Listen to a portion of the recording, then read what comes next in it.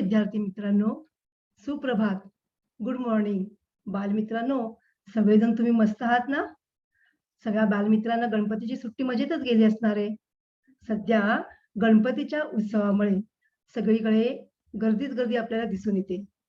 पण आपल्याला काय महत्वाचं म्हणजे आपण काय करायचंय आपली म्हणजे आपल्याला कोरोनापासून आपल्याला सावधगिरी बाळगायची आहे. म्हणजे मास्कचा नीट वापर करायचा आहे. सॅनिटायझरचा व्यवस्थित वापर करायचा आहे आणि मुख्य म्हणजे आपल्या आरोग्याची काळजी घ्यायची आणि आपल्या घरातच तुम्ही सुरक्षित राहायचंय. बृहन्मुंबई महानगरपालिका शाळा बंद पण शिक्षण सुरू या ऑनलाईन वर्गाच्या मालिकेत मी सौ हर्षदा चव्हाण तुम्हा सर्व विद्यार्थ्यांचं मनापासून स्वागत करते. विद्यार्थी मित्रांनो, तुम्ही सगळेजण हुशार मंडळी आहात. आता मी तुमची हुशारी पाहणार आहे बरं का. आता आपला या सुट्टीनंतरचा पहिलाच आपला हा परिसर अभ्यासाचा तास आहे. पण आधीच्या भागावर मी थोडीशी तुमची उजळणी घेणार आहे. किती मुलांना काय काय उत्तर देता येतात ते मला पाहायचंय बरं का. आता तुम्ही तो प्रश्न नीट ऐकायचंय आणि मी ज्यांचं रेज हँड असेल त्यांना मी तो प्रश्न विचारणार आहे आणि प्रश्न खूप सोपे सोपे आहेत. त्यामुळे प्रत्येकाला त्या प्रश्नांची उत्तरं देता येणार आहेत. लक्षात आलं? पहा, प्रश्न तो तुम्ही नीट काळजीपूर्वक ऐकायचे. रायगड किल्ल्यामुळे कोणता जिल्हा ओळखला जातो?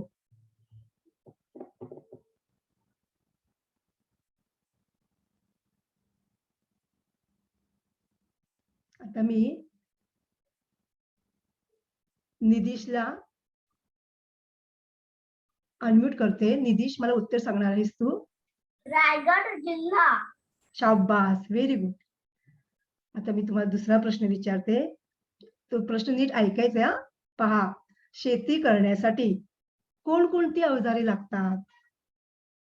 आपल्याला आपल्या गावाची ओळख, त्या भागामध्ये सगळा अभ्यास तुम्ही केलेला आहात आणि तुम्ही वाचन पण करत असता, हो की नाही? शेती करण्यासाठी कोणकोणती अवजारे लागतात बरं?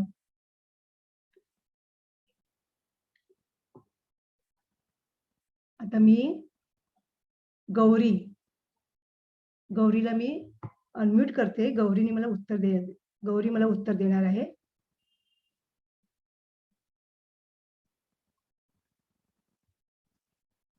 गौरीला माझा आवाज ऐकू येतो का? बरं. संहिता कांबळे. हा, मी प्रश्न विचारला होता की नाही, शेती करण्यासाठी कोणकोणती अवजारे लागतात? शेती करण्यासाठी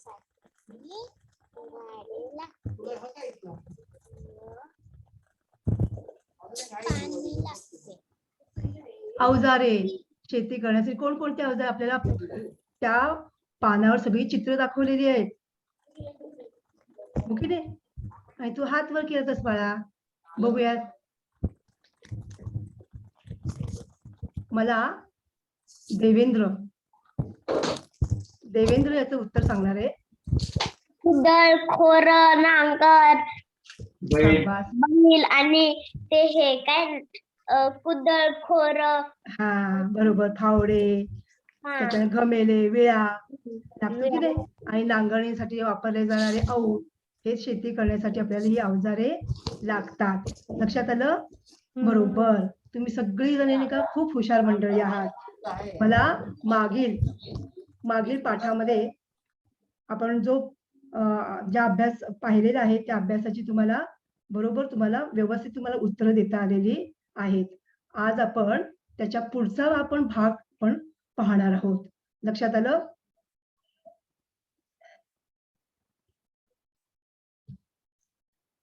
तर पहा, घटक आहे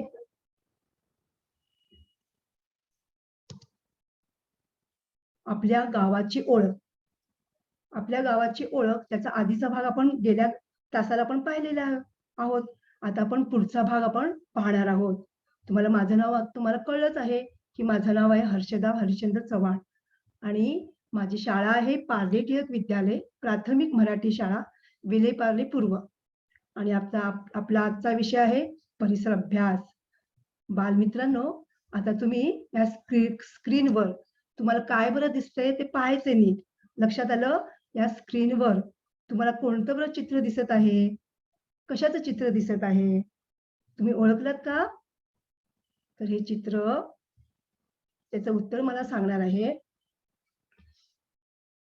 संहिता.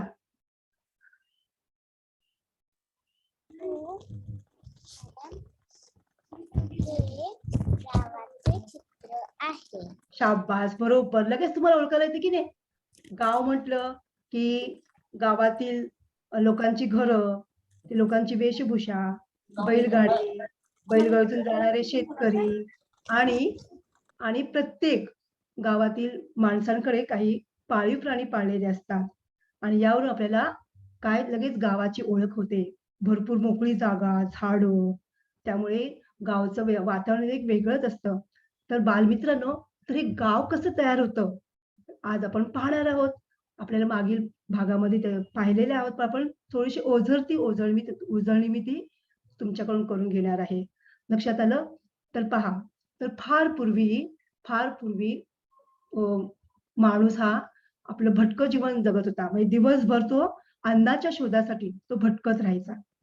आणि मग म्हणजे तो शिकार आणि कंदमुळे यावरच तो अवलंबून राहायचा.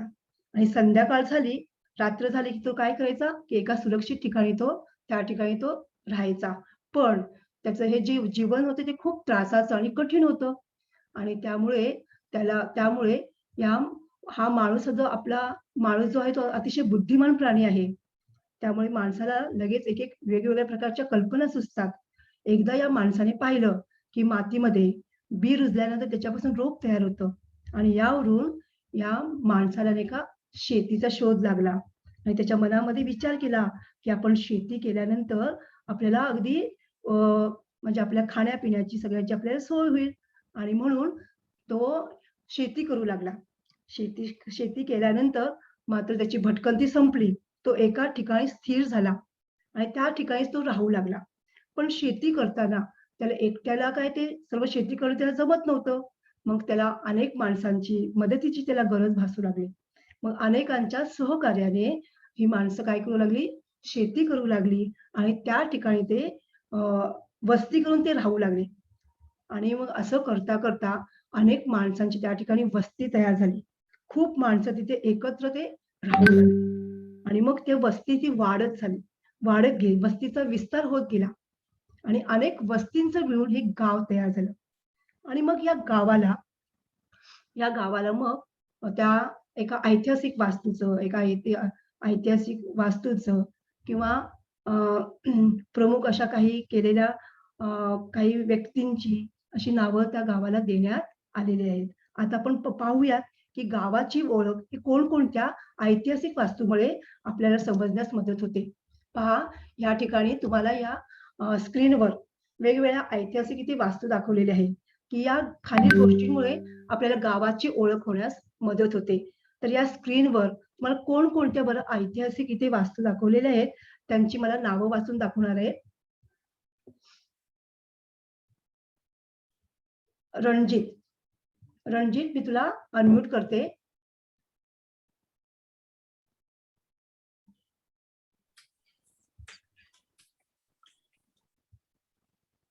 तुला स्क्रीनवरची दिसतात ना बाळा ऐतिहासिक वास्तू, त्यांची नावं कोणकोणती बरं आहेत, मला वाचून दाखवायचे. बरं, त्याच्यानंतर हर्ष.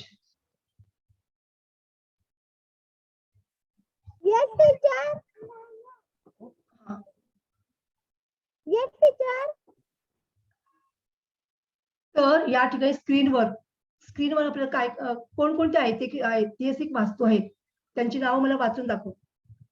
मंदिर, बरोबर.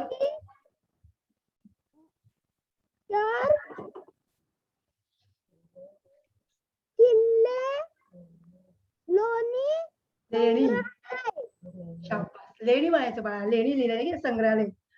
पहा, आपल्या परिसरामध्ये आपल्याला या सगळ्या मंदिर, मशीद, चर्च, किल्ले, लेणी, संग्रहालय या गोष्टी आपल्याला पाहायला मिळतात. पण काही ज्या या ऐतिहासिक वास्तूला काही इतिहास आहे. म्हणजे आता मंदिर, त्या मंदिराला आता आपण तुळजाभवानीचं मंदिर, तुळजापूर या ठिकाणी तुळजाभवानीचं मंदिर असल्यामुळे त्या गावाला तुळजापूर असे नाव पडलेलं आहे. देवी तुळजाभवानी त्या देवीचं मंदिर असल्यामुळे त्या गावाला त्या तुळजापूर असं नाव पडलेलं आहे. त्या देवीमुळे त्या गावाची ओळख निर्माण झालेली आहे. आणि आपण पाहतो की पंढरपूरला दरवर्षी आषाढी एकादशीला वारकरी काय करतात, की वारीच्या निमित्ताने ते जात असतात. म्हणजे ते मंदिर या ठिकाणी म्हणजे प्रत्येकाचं काय असतं ते श्रद्धास्थान असतं. आपण शिर्डीला जात असतो. शिर्डीला पण काय आहे, की साईबाबांचं त्या ठिकाणी मंदिर आहे. त्याचप्रमाणे मशीद. तुम्हाला या ठिकाणी ही जी मशीद दिसते, ती दिल्लीला ती जामा मशीद म्हणून ती प्रसिद्ध आहे. आपल्या भारतातील सर्वात मोठी अशी ती मशीद आहे. त्याच्यानंतर हे जे चर्च दिसतं, हे गोव्याचं चर्च आहे. ही पण अतिशय पुरातन काळातील हे चर्च आहे. या ठिकाणी सगळे पर्यटक बाहेरच्या परदेशी देशातील परदेशी आपल्या देशातील सुद्धा पर्यटक हे मुद्दाम ही चर्च पाहण्यासाठी जात असतात. त्यानंतर किल्ले. शिवरायांनी तर आपले 370 किल्ले त्यांच्याकडे जवळ-जवळ होते. आणि तुम्ही आत्ताच मला सांगितलात, की रायगड किल्ल्यावरून आपल्या त्या जिल्ह्याचं रायगड हे नाव पडलेलं आहे. हो की नाही? लेणी म्हटलं, की औरंगाबाद शहर आपल्याला लगेच आपल्या डोळ्यासमोर येतं, की औरंगाबाद या ठिकाणी अजिंठा आणि वेरूळ या लेणी प्रसिद्ध आहेत. आणि हे पाहण्यासाठी आपल्या देशातील तर लोक जातच असतात. पण परदेशातील लोक तर अगदी आवडीने हे पाहण्यासाठी त्या ठिकाणी जात असतात. आणि संग्रहालय म्हणजे अनेक जुन्या वस्तू या ठिकाणी आपल्याला पाहायला मिळतात. प्रत्येक शहरामध्ये संग्रहालय असतात. आता तुम्ही पुण्याला गेलात तर त्या ठिकाणी पुण्याला राजा दिनकर केळकर हे मोठं वस्तू संग्रहालय आहे. त्या ठिकाणी तुम्हाला वेगवेगळ्या प्रकारचे दिवे, त्यानंतर शस्त्र, मूर्ती, त्यानंतर पुरातन काळातील भांडी, नाणी अशा अनेक तुम्हाला वस्तू आपल्याला त्या ठिकाणी पाहायला मिळतात. आणि त्यामुळे या ऐतिहासिक वास्तूमुळे आपल्याला गावाची ओळख होण्यास मदत होते. त्या गावाचा आपल्याला इतिहास कळतो. तर त्याच प्रकारे की काही अशा वैशिष्ट्यपूर्ण व्यक्ती की ज्यांनी आपल्या देशासाठी, आपल्या समाजासाठी जे कार्य केलेले आहेत, अशा व्यक्तींमुळे सुद्धा त्या गावाची ओळख निर्माण होण्यासाठी मदत होते. आता आपण पाहणार आहोत की तुम्हाला स्क्रीनवर दिसत आहे क्रांतिकारक राजगुरू. हे क्रांतिकारक राजगुरू यांचं जे पूर्ण नाव आहे शिवराम हरी राजगुरू. हे भारतीय स्वातंत्र्य चळवळीतील एक प्रमुख क्रांतिकारक होते. पुणे जिल्ह्यात खेड या गावी राजगुरूंचा जन्म झाला. प्राथमिक शिक्षणानंतर ते अमरावतीस गेले. त्यांना मराठी, हिंदी, संस्कृत, इंग्रजी, उर्दू या भाषा अवगत होत्या. म्हणजे या सगळ्या भाषा त्यांना येत होत्या. आता क्रांतिकारक म्हणजेच की भारताच्या स्वातंत्र्यासाठी क्रांती करणारे वीर. आपला भारत देश पूर्वी इंग्रजांच्या ताब्यात होता. इंग्रजांनी जवळ-जवळ 150 वर्ष आपल्या भारतावर राज्य केलेलं आहे. आणि मग हे इंग्रज लोक भारतीय लोकांना ते खूप छळत, खूप अन्याय करीत. आणि मग हा अन्याय आपल्या काही नेत्यांना, काही क्रांतिकारकांना तो सहन होत नव्हता. मग त्या क्रांतिकारकापैकी राजगुरू, त्यानंतर भगतसिंग, नंतर सुखदेव यांनी काय केलं, त्याचप्रमाणे तात्या टोपे, नंतर राणी लक्ष्मीबाई, झाशीची राणी लक्ष्मीबाई यांनी त्या इंग्रजांविरुद्ध लढा दिला. आणि मग ते लढता आपल्या देशासाठी त्यांनी प्राणांचे बलिदान दिले. म्हणजे ते हुतात्मा झाले, ते शहीद झाले. आणि मग या क्रांतिकारकांची आठवण म्हणून काही भागाला आता या ठिकाणी राजगुरूंच्या खेड या जन्मगावास राजगुरुनगर असे नाव देण्यात आलेले आहे. कारण त्यांनी केलेलं कार्य आपल्या लक्षात राहावं, त्यांचा आदर्श आपल्या डोळ्यासमोर चिरंतन राहावे यासाठी त्या खेड या त्यांच्या जन्मगावास राजगुरुनगर असे नाव देण्यात आलेले आहे. आपण पाहतो की आपल्या परिसरामध्ये पण काही रस्त्यांना काही नेत्यांची नावं दिलेली आहेत. सुभाष रोड, त्यानंतर नेहरू रोड, महात्मा गांधी रोड, काही चौकांना सुद्धा नेत्यांची, काही क्रांतिकारकांची नावं दिलेली आहेत. टिळक चौक, काही उद्यानांना सुद्धा वीर सावरकर उद्यान, जिजामाता उद्यान. कारण त्यांचं केलेलं कार्य आपल्या लक्षात राहावं, त्यांची आठवण सदैव आपल्या मनात राहावी, त्यांचा आदर्श आपल्या डोळ्यासमोर ठेवावा आणि म्हणून त्यांची नावं देण्यात आलेली आहेत. आता आपण पाहणार आहोत संत गाडगे महाराज. आता तुम्हाला या चित्रामध्ये तुम्हाला दिसत आहे, पहा त्यांचा वेश कसा आहे, त्यांचा जो पोशाख आहे. संत गाडगे महाराज ते लहानपणापासूनच म्हणजे त्यांची घरची परिस्थिती ही आर्थिक परिस्थिती अतिशय ते गरीब होते. त्यांना नेहमी लोक चिंदू बुवा किंवा लोटके महाराज या नावानेच ते ओळखत असत. त्यांच्या हातामध्ये नेहमी फुटके गाडगे, अंगावर फाटके तुटके असे कपडे असलेले, असा त्यांचा वेश असायचा. पण हे संत गाडगे महाराज हे स्वच्छतेचे पुजारी होते. त्यांना खूप आवडत असे. स्वच्छता म्हणजेच परमेश्वर. ते सतत ते लोकांना ते सांगत, लोकांना ते संदेश देत, की तुम्ही स्वच्छ राहा. कारण स्वच्छ राहिल्यामुळे आपले आरोग्य चांगले राहते. आणि त्याच प्रकारे त्यांनी ते स्वतः जेव्हा ते कीर्तन करत असे, तेव्हा ते कीर्तनाला जाण्यापूर्वी ते काय करत असे, त्यांचं ते गाव जे आहे, ते गाव ते स्वतः आणि त्यांचे अनुयायी हे हातात झाडू घेऊन ते स्वच्छ करत असत. असे हे संत गाडगे महाराजांचे मूळ नाव काय आहे? डेबूजी झिंगराजी जानोरकर होय. पहा त्यांचं नाव किती अवघड आहे. डेबूजी झिंगराजी जानोरकर. पण आपण त्यांना गाडगे महाराज म्हणूनच ओळखतो. तुम्हाला आता कळलं असेल की त्यांचं नाव किती मोठं आहे. डेबूजी झिंगराजी जानोरकर होय. आणि त्यांचं मूळ जे गाव आहे ते अमरावती जिल्ह्यातील दर्यापूर तालुक्यातील शेणगाव म्हणजे शेणगाव. लक्षात आलं? त्यांचं जे गाव आहे त्या गावाचं नाव काय आहे? शेणगाव आहे. आणि संत गाडगे बाबांनी कीर्तनातून लोकजागृती केली. नेहमी ते देवळात किंवा असं परिसरामध्ये ते कीर्तन करत असे आणि त्या कीर्तनामधून लोकांना ते सांगत, ते उपदेश करत असेल. ते लोकांना ते काय म्हणत असेल, की तुम्ही शिका, तुम्ही शिक्षण घ्या. जर तुम्ही शिक्षण नाही घेतलं तर आपला देश हा कसा राहिलेला आहे? गरीब राहिलेला आहे. तर शिक्षण घेतल्यामुळे आपलं ज्ञान वाढतं आणि शिक्षण घेतल्यामुळे आपली प्रगती होते. तर तुम्ही शिका म्हणून ते सगळ्या लोकांना ते सांगत असत. बालमित्रांनो, तुम्ही पण आता शिक्षण घेता की नाही? तुम्ही 3री मध्ये आहात, आपला ऑनलाईन तास चालू आहे. तुमच्या आई-वडिलांची धडपड चालू असते, तळमळ असते, की आपल्या मुलांनी शिकावं, मोठं व्हावं आणि मोठं झाल्यानंतर तुम्ही पण एका चांगल्या हुद्द्यावर, एका चांगल्या पदावर तुम्ही पण ते काम करावं, असे प्रत्येक आई-वडिलांची इच्छा असते. आणि त्यामुळे संत गाडगेबाबा आपल्या लोकांना त्यांच्या गावातील लोकांना ते वेगवेगळ्या कीर्तनातून, नंतर ते वेगवेगळ्या भजनातून ते काय करत असे, की लोकांना ते उपदेश करत असे. त्यांचं जे आवडतं ते भजन होतं, गोपाला गोपाला देवकी नंदन गोपाला, गोपाला गोपाला देवकी नंदन गोपाळा, हे त्यांचं आवडतं भजन होतं. आणि त्यांचं जे गाव आहे त्यांनी त्या गावाची खूप स्वच्छता राखलेली होती. आणि त्या गाडगे बाबांचं हे कार्य पाहून राज्य शासनाने सुद्धा त्यांच्या कामाची दखल घेतली आणि त्यांच्या नावाने संत गाडगे बाबा ग्राम स्वच्छता अभियान ही मोहीम त्यांनी चालू केली. आज सुद्धा जे गाव स्वच्छ आहे त्या गावाला पुरस्कार देण्यात येतो. त्या गावाला बक्षीस गाडगे बाबांच्या नावाने बक्षीस देण्यात येतं. त्याचप्रमाणे नागपूर विद्यापीठात सुद्धा संत गाडगे बाबा यांचं नाव देण्यात आलेलं आहे. आणि अशा 20व्या शतकातील एक थोर संत म्हणून ते ओळखले जाते. त्यांच्या कार्यामुळेच त्यांच्या गावाचे नाव अजरामर झालेलं आहे. आज सगळे लोक गाडगे बाबांचं गाव यामुळेच अमरावती हे जे गाव आहे ते काय झालेलं आहे, ते अमरावती गावातील जे शेणगाव जे गाव आहे ते ओळखण्यात येतं. ते कशामुळे? तर संत गाडगे बाबामुळे.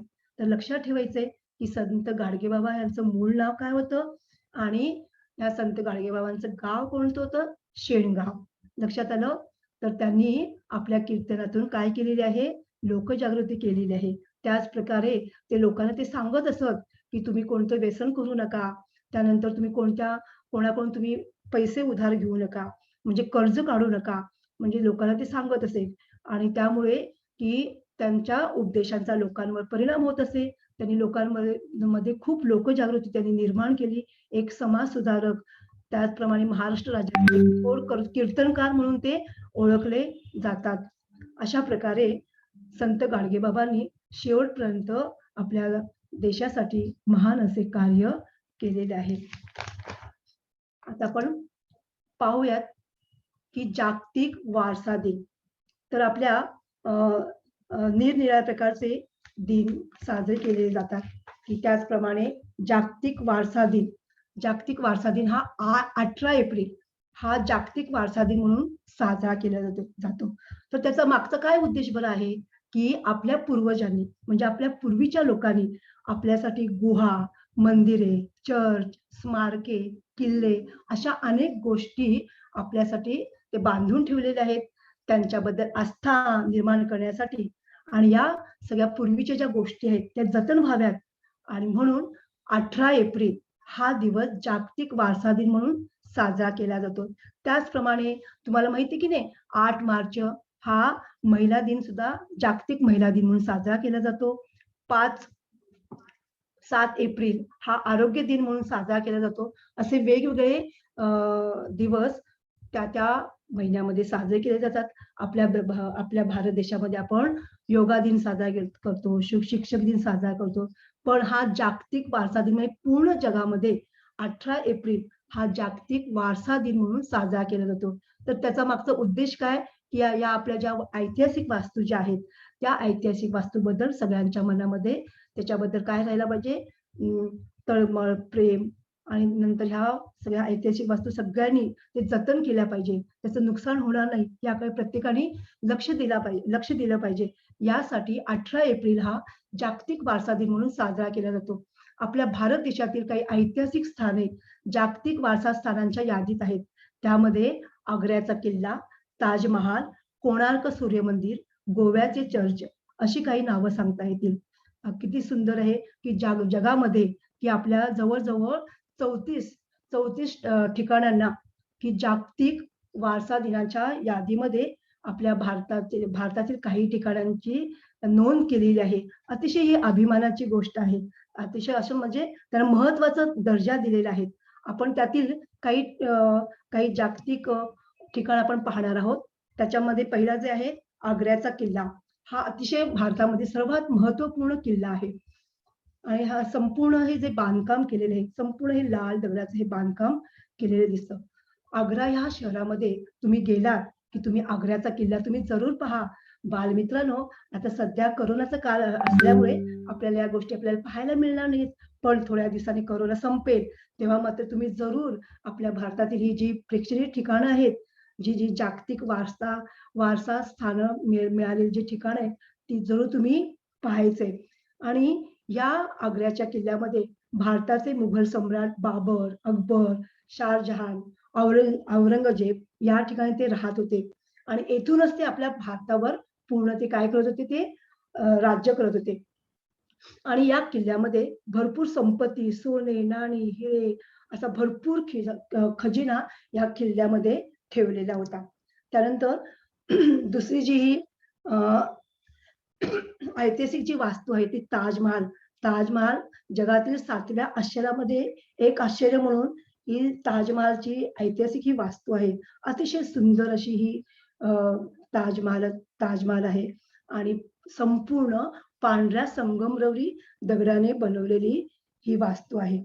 आणि या मुघल जो राजा आहे शहाजहान याने काय केलं आपल्या पत्नीच्या स्मरणार्थ म्हणजे पत्नीची आठवण म्हणून त्यांनी हा ताजमहाल हा बांधलेला आहे. आणि ताजमहालचा हा जो ही जी वास्तू आहे अतिशय सुंदर त्याच्यावर वैशिष्ट्यपूर्ण अशी कलाकृती केलेली आहे. आणि हे बांधकाम करताना अनेक वर्ष लागलेले आहेत. अनेक त्या बांधकाम करताना अनेक त्याला कारागीर लागलेले आहेत. तर हे आपल्या म्हणजे किती अभिमानाची गोष्ट की आपल्या जगामध्ये जे 7 आश्चर्यापैकी ताजमहाल या वास्तूला म्हणजे दर्जा मिळालेला आहे. त्यामुळे या सगळ्या वास्तूंचं जतन करणं आणि त्या वास्तूंची माहिती मिळवणं हे प्रत्येकाचं काय आहे, हे प्रत्येकाने काय केलं पाहिजे, लक्षात ठेवलं पाहिजे. त्यानंतर आपण पाहणार आहोत कोणार्क सूर्यमंदिर हे सुद्धा जागतिक वारसा ठिकाण असलेलं लोकप्रिय पर्यटन ठिकाण आहे. भारताच्या ओडिसा राज्यातील कोणार्क म्हणून एक गाव आहे. त्या ठिकाणी हे आपल्याला सूर्यमंदिर पाहावयास मिळतं. या मंदिरामध्ये सूर्यदेवतेची मूर्ती आपल्याला पाहावयास मिळते. अतिशय मंदिरावर जे शिल्पकाम आहे खूप रेखीव काम केलेलं आहे आणि जवळ आपल्याला हे प्राचीन असं हे सूर्य मंदिर जगप्रसिद्ध आहे. या मंदिराचा जो आकार आहे तो मोठ्या असा रथाप्रमाणेच आपल्याला वाटतो. तर अतिशय सुंदर असं हे कोणार्क सूर्य मंदिर ओडिसा राज्यातील कोणार्क या गावी आपल्याला पाहायला मिळेल. आता पुढे आपण पाहणार आहोत गोव्याचं चर्च. ही पण अतिशय पुरातन म्हणजे प्राचीन काळातील येथील चर्च आहे. खूप खूप मोठे हे चर्च आहे आणि हे चर्च पाहण्यासाठी सुद्धा आपल्या परदेशातील अनेक लोक भक्तजण हे पाहण्यासाठी येतात आणि त्या ठिकाणी त्या चर्चला भेट देतात. त्यानंतर आपल्या महाराष्ट्रातील आपलं महाराष्ट्र जे राज्य आहे आपल्या महाराष्ट्रातील सुद्धा जागतिक वारसा स्थाने असलेली काही ठिकाणे आपण पाहणार आहोत. त्यातील पहिला क्रमांक लागतो अजिंठा लेणी. हे अजिंठा लेणी आपण औरंगाबाद शहरामध्ये हे जगप्रसिद्ध ही लेणी आहे. ही अतिशय घनदाट जंगलामध्ये म्हणजे जवळजवळ डोंगरामध्ये त्या कोरलेल्या ह्या लेण्या आहेत. या लेण्यांमध्ये गौतम बुद्ध यांची या दगडावर कोरलेली मूर्ती दिसते आपल्याला आणि गौतम बुद्धांचं फार मोठी मूर्ती आपल्याला पाहावयास मिळते. तुम्ही जर गेलात तर महाराष्ट्रामध्ये औरंगाबाद शहर आपल्याला जवळ आहे. तुम्ही जरूर पाहू शकता आणि त्याचा तुम्ही अभ्यास करू शकता. गौतम बुद्धांची जी मूर्ती आहे त्याचे वेगवेगळ्या भावमुद्रांचे चित्र आपल्याला त्या ठिकाणी पाहावयास मिळते. म्हणजे त्या ठिकाणी गौतम बुद्धांचा चेहऱ्यावरील हसरा भाव, त्याच्यानंतर आनंदी भाव, दुःखी भाव, चेहऱ्यावर असलेला म्हणजे रागिष्ट भाव, असे वेगवेगळे भाव आपल्याला त्या ठिकाणी पाहावयास मिळतात. आणि अनेक परदेशी जे पर्यटक आहेत हे अजिंठा लेणी पाहण्यासाठी खूप ते पसंत करतात आणि त्याचा अभ्यास करतात. त्यानंतर पुढचं जे दिसते तुम्हाला कास पठार. हे कास पठार जर तुमचं गाव असेल साताऱ्याला तर ते सातारा जिल्ह्यामध्ये कास पठार आहे. अतिशय सुंदर आहे हे पठार. या पठारावर अतिशय वेगवेगळ्या रंगीत फुलं अगदी फुललेली दिसतात आणि संपूर्ण असं वाटतं की आपल्याला संपूर्ण असा हा गालिचा पसरलेला दिसतोय. असे वेगवेगळ्या रंगाची फुलं उमललेली आहेत आणि हे पाहून आपलं मन एवढं प्रसन्न वाटतं. हे पाहण्यासाठी महाराष्ट्रातील अनेक लोक ते म्हणजे पावसाळ्याच्या दरम्यानच ऑगस्ट ते ऑक्टोबर या काळामध्ये ही फुलं खूप फुललेली दिसतात आणि त्या ठिकाणी फुलपाखरं सुद्धा आपल्याला पाहावयास मिळतात. तर मंडळी तर पहा किती सुंदर सुंदर ही आपली पर्यटन ठिकाणं आहेत. तर ही पर्यटन ठिकाणं पाहताना आपल्याला खरंच आपले डोळ्याचे पारणे हटत नाहीत. एवढे सुंदर सुंदर ही ठिकाणं जरूर आपण पाहिली पाहिजेत. नंतर आपल्या मुंबईतील छत्रपती शिवाजी महाराज टर्मिनस. पूर्वी ही ब्रिटिश कालीन ही इमारत आहे. हे रेल्वे स्टेशन आहे. आता पूर्वी या व्हीटी या नावाने म्हणजे राणी व्हिक्टोरिया या नावाने हे रेल्वे स्टेशन प्रसिद्ध होतं. पण आता या रेल्वे स्टेशनला छत्रपती शिवाजी महाराज टर्मिनस असे नाव देण्यात आलेले आहे. प्रथम दर्शनीच तुम्हाला एवढे मोठं म्हणजे घड्याळ तुम्हाला पाहावयास मिळतं. नंतर स्टेशन पण खूप मोठं आहे. आपल्या मुंबईचं सर्वात मोठं स्टेशन आहे. या ठिकाणी म्हणजे आपल्या मुंबईतील लोकल सुद्धा धावताना दिसतात आणि नंतर बाहेर गावच्या गाड्या सुद्धा म्हणजे तिथून ते सुटतात. अशी ही म्हणजे भव्य असं हे स्टेशन आहे. त्यानंतर आहे घारापुरी लेणी. ही घारापुरी लेणी यालाच काय म्हणतात एलिफंटा लेणी. आपल्या मुंबई जवळच घारापूरच्या बेटावर ही लेणी आपल्याला एकदम पाषाणामध्ये ती खोदलेली आपल्याला दिसते.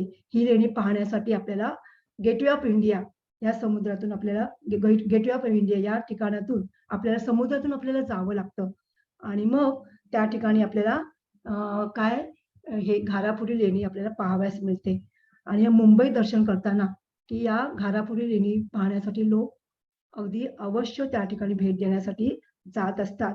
तर तुम्ही म्हणत असाल की ही जी महाराष्ट्रातील जी जागतिक जी वारसा स्थानं म्हणजे वारसा ठिकाणे आहेत तर हा जो भाग आहे ते अतिशय स्वच्छता आणि ते छान ते ठेवलेलं असतं. त्याला युनेस्को आपली जी आंतरराष्ट्रीय ही जी संस्था आहे युनेस्को ती काय करत असते की काही प्रमाणात ते अनुदान देत असते.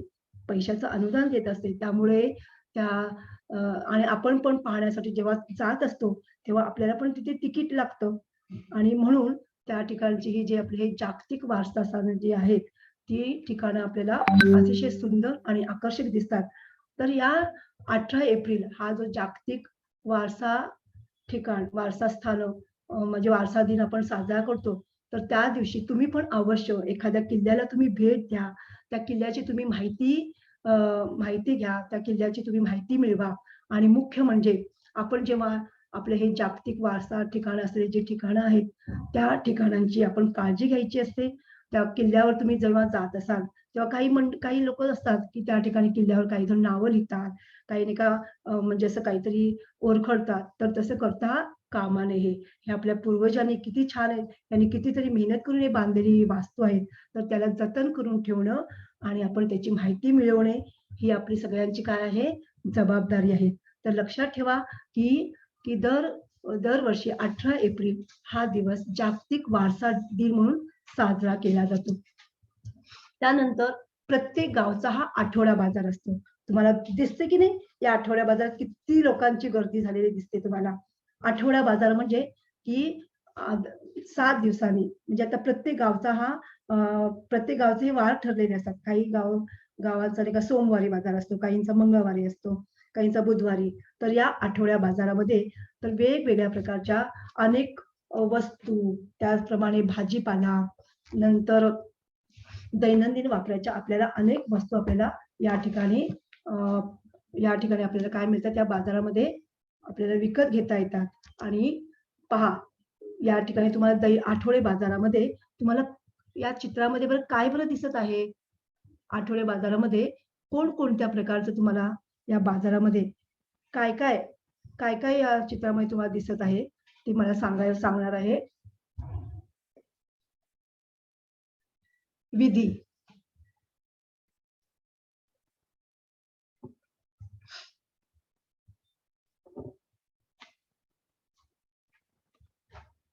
बरं मला सांगणार आहे निधीश.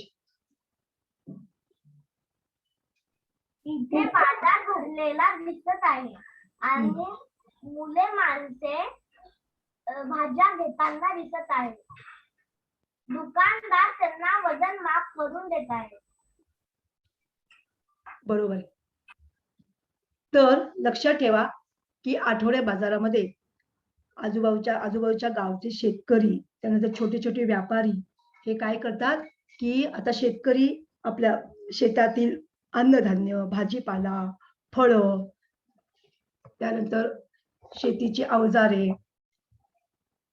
हे ते विकण्यासाठी काय करतात, ते बाजारामध्ये जात असतात आणि छोटे-छोटे जे व्यापारी आहेत, ते कपडे, त्यानंतर खाऊ, खेळणी अशा अनेक वेगवेगळ्या प्रकारच्या वस्तू विकण्यासाठी त्या आठवड्या बाजारामध्ये ते जात असतात.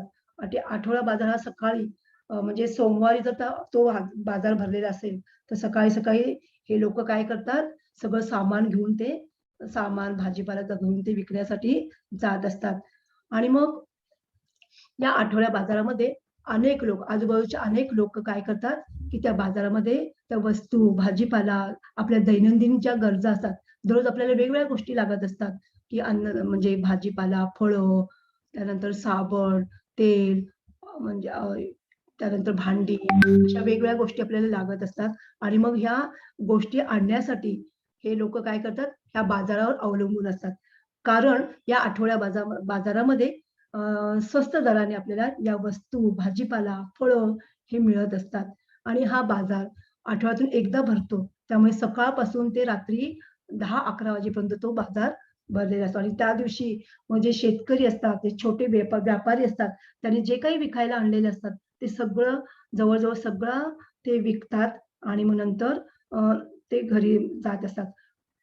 त्यामुळे त्यांचा एकाच दिवशी भरपूर म्हणजे माल विकला जातो. त्यांचा पण फायदा होतो आणि जे विकत घेणारे जे गिर्हाईक असतात, त्यांना पण ह्या बाजारातून एकाच वेळेस अनेक गोष्टी त्यांना विकत मिळतात. अन्नधान्य, भाजीपाला, शेतीची अवजारे, कपडे या ठिकाणी सगळ्या गोष्टी उपलब्ध असतात आणि मग काही जण तर अगदी महिन्याचं सामान किंवा काही जण तर वर्षाचं सामान वगैरे या बाजारातून एकदम ते भरत असतात आणि मग हे करत असताना त्यांना वाहतुकीची साधनं लागतात. या ठिकाणी आता गावातील शेतकरी बैलगाडी, त्यांच्याजवळ तर बैलगाडी असते. मग बैलगाडीतून ते भाजीपाला किंवा इतर अन्नधान्य वगैरे ते वाहून घेऊन जात असतात. त्यानंतर जवळपासचे जे असतील लोकं त्या ठिकाणी मग सायकलमधून सुद्धा काही जण ते भाजीपाला रिक्षातून वगैरे ते घेऊन जातात आणि त्या बाजारामध्ये विकत असतात. त्यानंतर जे ट्रकमध्ये धान्याची पोती वगैरे मोठमोठे अवजड जे सामान असतं ते ट्रकमधून ते वाहून आणतात. मग 4-5 शेतकरी वगैरे एकत्र येऊन ते काय करतात मग ते आपल्या शेतातील धान्याची पोती वगैरे ते काय करतात मग त्या ट्रकमधून ते घेऊन येतात आणि मग हे विकत आणण्यासाठी आजूबाजूच्या गावातील लोक ते गावापासून ते लांब असतं बाजार. त्यामुळे त्याला एसटी मधून यावं लागतं आणि मग एकाच वेळेस ते सामान वगैरे ते घेऊन जात असतात. मग त्या निमित्ताने त्यांचे नातेवाईक किंवा ते मित्रमंडळी, दुसऱ्या गावातील मित्रमंडळी त्याला भेटतात. त्यामुळे त्यांचं काय होतं एकमेकांची त्यांची विचारपूस केली जाते आणि अशा प्रकारे त्यांना बाजारामध्ये एकाच वेळेस त्यांना सगळ्या गोष्टी मिळत असतात. तर हा आठवडा बाजार त्या लोकांना फायद्याचा ठरतो. तर तुम्हाला या चित्रामध्ये पहा, तर तुम्हाला या चित्रामध्ये या ठिकाणी गाढवांचा आणि घोड्यांचा या ठिकाणी बाजार भरलेला आहे. तर पुणे जिल्ह्यातील जेजुरी आणि नांदेड जिल्ह्यातील माळेगाव ही जी तीर्थक्षेत्र आहेत, त्या ठिकाणी काय की इतर सुद्धा म्हणजे प्राण्यांचा त्या ठिकाणी बाजार भरला जातो. म्हणजे ठराविक दिवशी, ठराविक महिन्यामध्ये तो बाजार भरला जातो आणि मग एकाच वेळेस त्या ठिकाणी आपल्याला अनेक प्रकारचे गाढवं, नंतर घोडे आपल्याला त्या ठिकाणी पाहण्यास मिळतात. आता गाढवांचा उपयोग साधारणपणे धोबी लोक करतात आणि कुंभार लोक गाडगी मडकी माती वाहून आणण्यासाठी ते गाढवाचा उपयोग करतात आणि त्यामुळे या बाजारामध्ये त्यांना जे पाहिजे असेल ते म्हणजे ते गाढवं किंवा ते विकत ते घेत असतात. त्याचप्रमाणे या महाराष्ट्रातील बहुजन समाजाच्या लोकदैवतांच्या यात्रेत विविध जाती जमातीचे लोक सामील होतात. आता या तुम्हाला माहित असेल की तो आपल्या गावची पण काही यात्रा असते, देवीची यात्रा असते. काही त्या यात्रेमध्ये काही म्हणजे एखाद्या तो महिना ठरलेला असतो की त्या महिन्यामध्ये त्या देवाची ती यात्रा असते, उत्सव असतो आणि मग यात्रेच्या निमित्ताने आजूबाजूच्या गावचे लोक सुद्धा त्या ठिकाणी जात असतात आणि त्या यात्रेमध्ये त्या देवाचा उत्सव किंवा देवीचा उत्सव असतो आणि अनेक दिवस ही यात्रा चालते. जवळ-जवळ 15 ते 20 दिवस ही यात्रा तुम्हाला पाहावयास मिळते. आता अंगणेवाडीची यात्रा तुम्हाला माहीतच असेल. त्याचप्रमाणे सोलापूर जिल्ह्यामध्ये सिद्धेश्वर महाराजांची यात्रा भरते. ही यात्रा जवळ-जवळ संक्रांतीला जी भरते, ती जवळ-जवळ पूर्ण 14 म्हणजे जवळ-जवळ 12-13 जानेवारीपासून जी भरते, ती जवळ-जवळ 31 जानेवारीपर्यंत ती यात्रा ती चालूच असते. मग या यात्रेमध्ये तुम्हाला अनेक प्रकारच्या तुम्हाला गोष्टी पाहावयास मिळतात. तुम्हाला तर माहीतच असेल, तुम्ही यात्रेमध्ये तुम्ही जातच असता.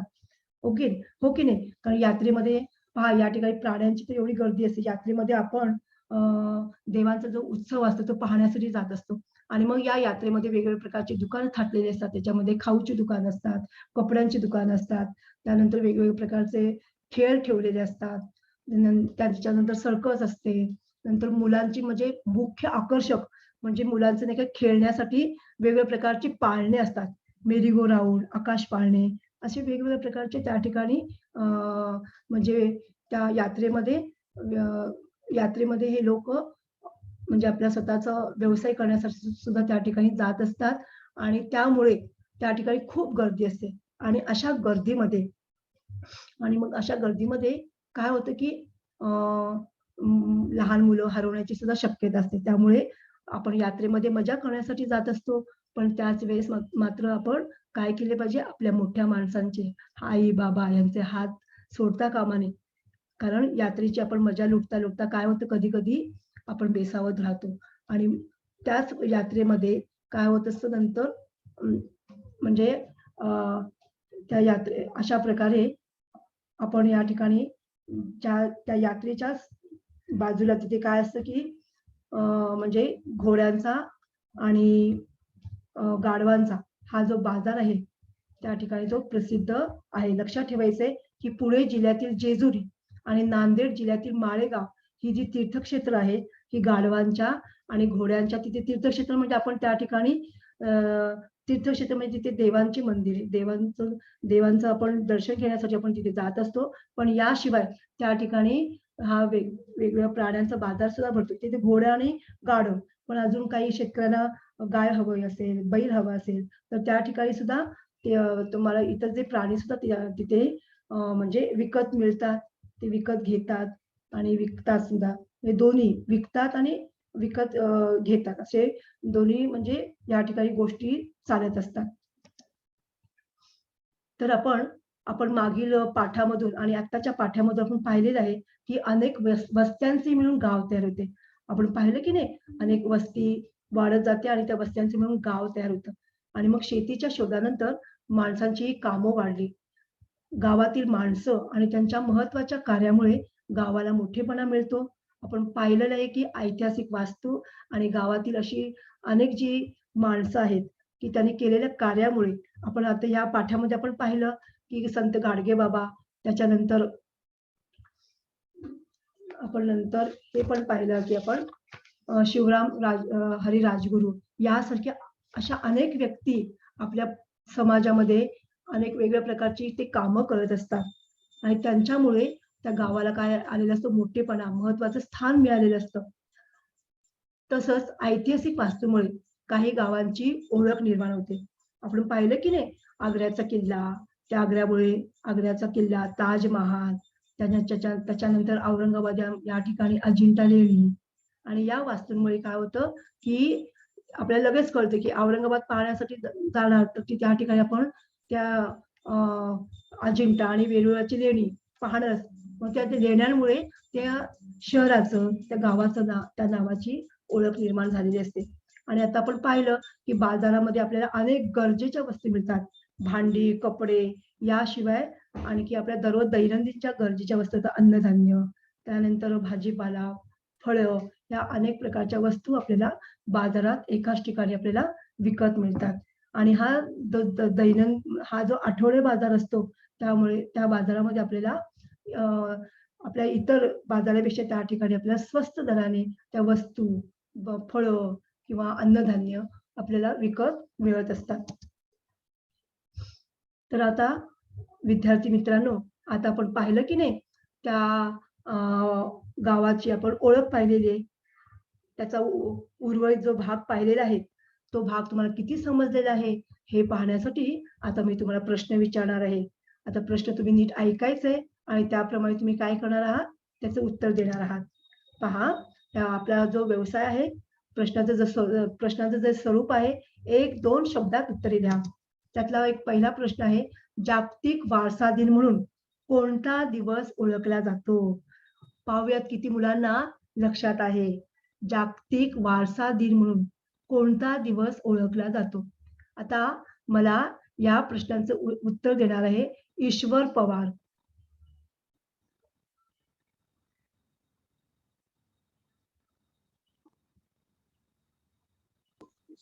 हो मॅडम. हा, त्याचं उत्तर काय असेल बाळा? जागतिक वारसा दिन म्हणून कोणता दिवस ओळखला जातो? आपले वेगवेगळे दिवस असतात की नाही? लक्षात राहिले का तुझ्या? शेतकरी दिवस. शेतकरी दिवस. नाही, कोणता दिवस?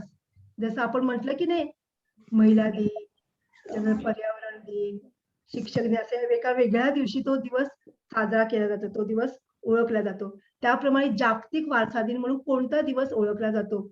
आता मला बघूया, या प्रश्नाचं उत्तर मला देणार आहे कृष्णा. कृष्णाला येते का? 17 टाइम केला का मोबाईल मध्ये अंदर मला असं टाइम चालू बंद कर नाही. काय वाटत रुची पाटील.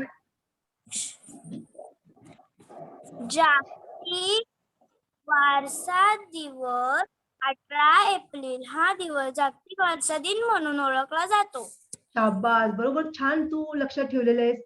हो की नाही? हे लक्षात ठेवणं म्हणजे खूप महत्वाचं आहे खरं. 18 एप्रिल बरोबर. आता आपण दुसरा प्रश्न पाहणार आहोत की संत गाडगे बाबांचे मूळ गाव कोणते? संत गाडगे बाबांचे मूळ गाव कोणते? शंभरगाव याशे मुलगाव कोणते अगो मम्मी हा तुझं माईक बंद कर, माईक बंद कर. त्या प्रश्नाचं मला उत्तर सांगणार आहे निधी सोळंकी. काय ना शेंगाव बरोबर, शेणगाव किंवा किंवा काय म्हटलेलं शेंडगाव किंवा शेणगाव. लक्षात आलं? आता पुढचा प्रश्न आहे घोडे घोडे आणि गाढवे यांचा बाजार कुठे भरतो? आता आपण पाहिलं की नाही घोडे आणि गाढवे यांचा बाजार कुठे भरतो? केले ना मग तळून तळून काय झालं मी घेतली आता थोडी मला याचं उत्तर सांगणार आहे सपना. लागली 3 तुकडे झाले 3 तुकडे त्या भाजून दिले ईश भाजून टाकले 5 मिनिटं वाटते दिली बंद कर बाळा. तू कोण आहे तू? सगळ्यांना आवडली सगळ्यांना आम्हाला बी आवडली विधी मामाला बी आवडली, मामाला बी आवडली सगळ्यांना विधी सांगायचे घोडे आणि गाढवे यांचा बाजार कुठे भरतो?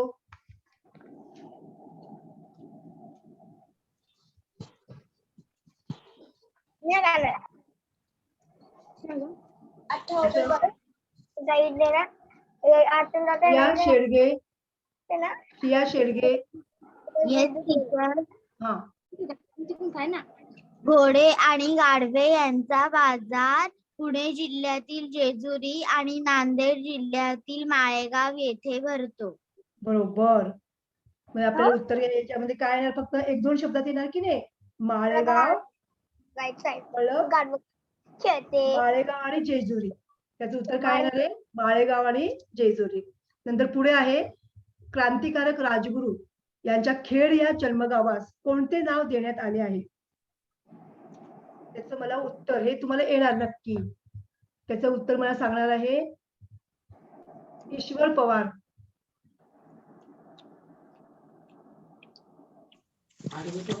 हो हा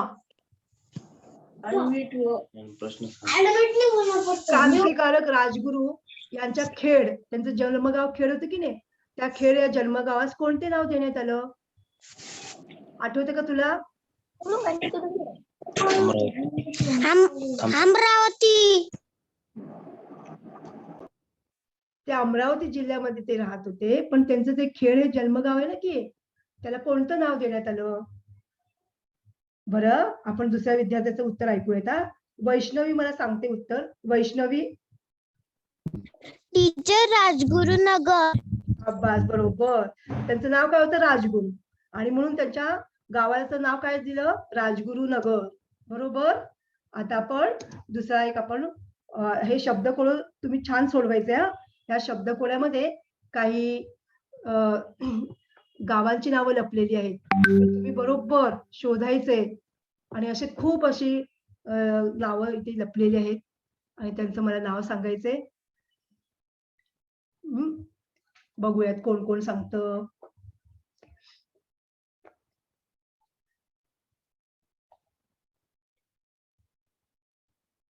मला सांगणार आहे सपना. येस टीचर हा याच्यामध्ये कोणकोणत्या गावांची नावं लपलेली आहेत बघ बघू. नाशिक अब्बास बरोबर. नंतर आता सई. आता तुझा हात खाली कर. नंतर मला सई पण सांगणार येतात. सई पांचाळ. येस टीचर हा बघ बघू त्या शब्दकोळामध्ये सोडव. सोलापूर कोल्हापूर बरोबर. त्याच्यानंतर हर्ष. हर्ष मला सांगणार आहे. येस टीचर हा आता नाशिक झालं, सोलापूर झालं. अजून कोणकोणती बघूयात लपलेली गाव.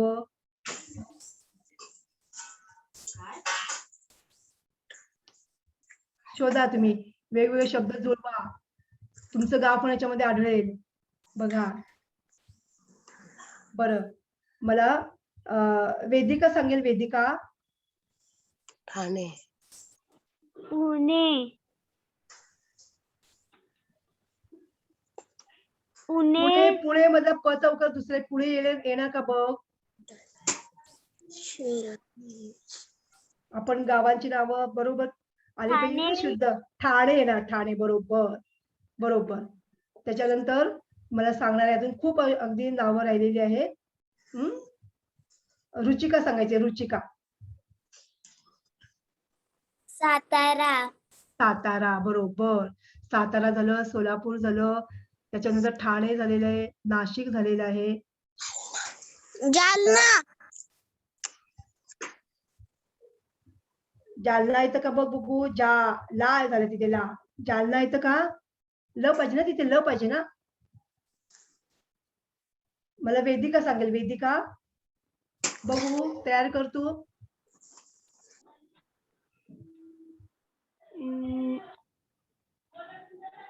सोलापूर. सोलापूर झालं ना बाळा. सोलापूर सारखं अजून कोणतं इथे बघ. पूर वरून येतं बघ. सोलापूर सारखं आणखी कोणतं इथे बघ. आठवते का बघ. सातारा झालं, सोलापूर झालं, नाशिक झाले, ठाणे झालेले.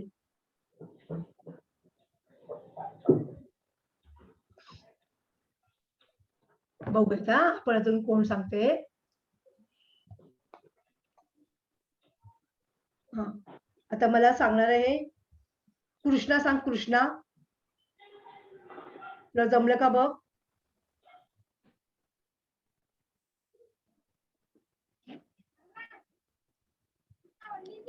मॅम सातारा. सातारा झालेले. आता आरोही सांग. हो टीचर. आरोही पंढरपूर. पंढरपूर. शाबास. पाहूयात आपण.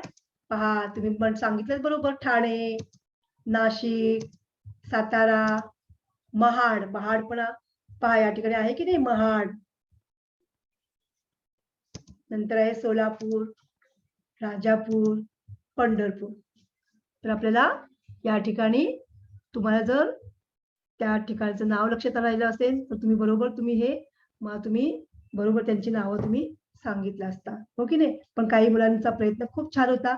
जवळजवळ 5-6 नावं तुम्ही बरोबर सांगितली तुम्ही. आणि लांजा. लांजा पण येते की नाही. लांजा. गेल्या वर्षी आमच्या इथे आपल्या क्लासला लांजावरून पण येणारी मुलं होती माहितीये. आता आपण हा जो स्वाध्याय आहे त्याचा तुम्ही काय करायचं. स्क्रीनशॉट काढायचे. लक्षात आलं. स्वाध्याय एका वाक्यात उत्तरे लिहा. सोपं एकदम.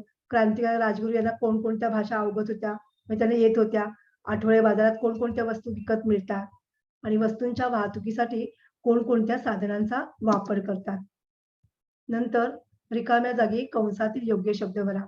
कंसामधले जे शब्द दिलेले ते व्यवस्थित जसेच्या तसे या कंसामध्ये उत्तराच्या ठिकाणी भरायचे. दैनंदिन, वस्तू, मोठेपणा, कीर्तनाद्वारे. या ठिकाणी उकार, त्यानंतर वेलांटी ज्या पद्धतीने असेल तसे शब्द इथे खाली गाळलेल्या जागी तुम्ही व्यवस्थित भरायचे. पहिलं वाक्य आहे, आठवडे बाजारात गरजेच्या टिंबटिंब मिळतात. संत गाडगेबाबांनी टिंबटिंब लोकजागृती केली. गावाला किल्ला, जुन्या वास्तू यांच्यामुळे टिंबटिंब मिळतो. आणि पहिलाच गाळलेला शब्द आहे, गाळलेली जागा आहे. टिंबटिंब गरजा भागवण्यासाठी गावातील लोक आठवडे बाजारावर अवलंबून असतात. तर हा तुमचा जो गृहपाठ आहे तो गृहपाठ तुम्ही सोडवून मला काय करायचंय तो पाठवायचा आहे.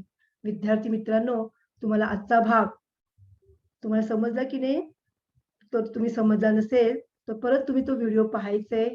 आणि आज सगळ्या मुलांनी मला तुम्ही छान प्रकारे तुम्ही काय केलेलं आहे, तुम्ही सहकार्य केलेलं आहे. आणि आज तुमची जी मित्रमंडळी जे आलेले नाहीयेत तर त्यांना हा व्हिडिओ त्यांना शेअर करायचे. आणि तुम्ही पण तुम्हाला एखादा भाग समजला नसेल तर तुम्ही काय करायचं, तो व्हिडिओ तुम्ही पाहायचे, लाईक करायचे. आणि आपल्या मंडळींना ही जी लिंक आहे BMC ची EDU ही जी लिंक आहे ती शेअर करायची. आणि अजून जर कोणी चॅनल हे सबस्क्राईब केलेलं नसेल तर ते सबस्क्राईब करायला विसरू नका. लक्षात आलं. तर तुमच्या सगळ्यांच्या सहकार्यामुळे आपण आपला हा जो आजचा धडा आहे तो खूप छान तुम्ही छान पद्धतीने तुम्ही ऐकला आणि समजावून घेतलात. परत परत तुम्ही या पाठाची काय करायची, उजळणी करायची आणि हा स्वाध्याय तुम्ही सोडवून आपल्या ग्रुपवर तुम्ही पाठवायचे. धन्यवाद.